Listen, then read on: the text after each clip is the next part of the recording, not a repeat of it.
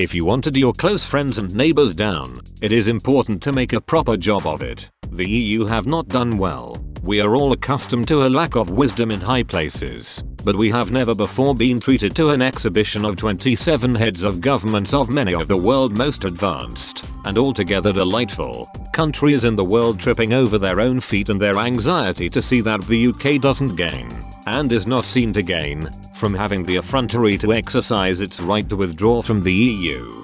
During their meeting on the 24th of May 25, the European Council reviewed the state of play relations with the UK. They ordained, can under no circumstances undermine the integrity of the single market, the customs union or the EU's decision-making autonomy. Hopelessly bureaucratic, ideological, and unhelpful though it is, this sweeping requirement could have been accommodated if the negotiations for our withdrawal had been conducted, as they should have been, in accordance with the provisions of Article 50 of the Lisbon Treaty. But our partners weren't having that. Article 50, both in its own wording and in its close links with other articles and aspects of the Lisbon Treaty as a whole, give far too much scope for the departing Brits to get themselves a fair deal. So they invented their own loaded guidelines and insisted that these should be the sole basis of the negotiations for our withdrawal. The cover story for this chicanery was that our withdrawal had to be orderly. What does that mean?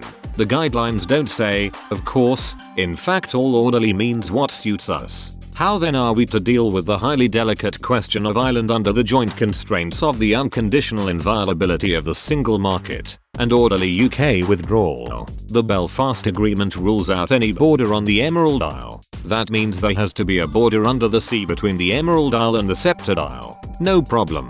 In creating it we can look for the wise assistance of King Neptune. But what about the situation on dry land? The latest we hear is that the EU will react swiftly and resolutely if the UK unilaterally extends the grace period so that Irish shops can keep on selling British sausages. Well done, Brussels. More generally, in all my years as a multilateral diplomat, I have never seen anything as cold-blooded as Article 16 of the Northern Ireland Protocol.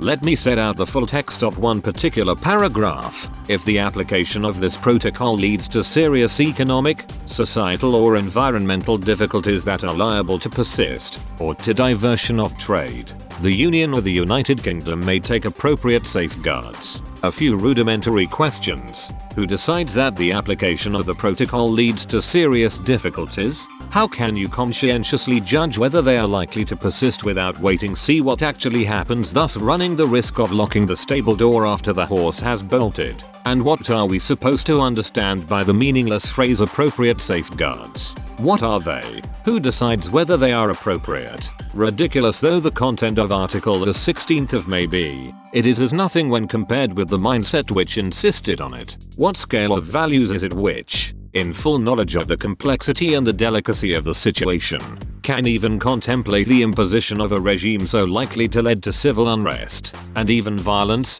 that an extra article has to be added, supposedly validating emergency remedial action, but almost certainly provoking retaliation? The Northern Ireland Protocol is an assault on the basic human rights of the people of Northern Ireland. It is the direct consequence of the EU's determined refusal to accept its obligations under Article 50 to take account of the framework for our future relationship when negotiating our withdrawal agreement. The present situation is unsustainable. Everyone knows it. President Biden, we are told, is primed to urge Boris Johnson to go along with the EU's demands. He must have none of it. He should line the European leaders up and ask them a simple question.